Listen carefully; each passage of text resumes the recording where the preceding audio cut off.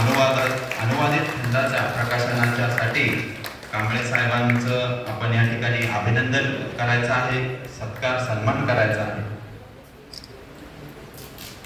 सरांचे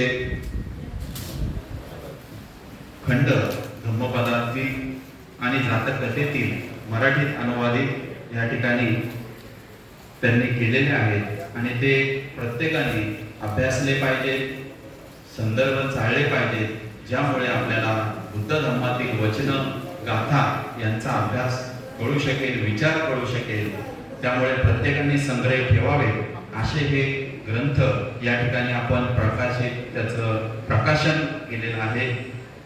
तर हे त्या ठिकाणी आपण उपलब्ध देखील करून ठेवलेले आहे. सर्वांना विनंती आहे की आपण ते आपल्याकडे खरेदी करून अभ्यासावे, ही एक सर्वांना विनंती आहे.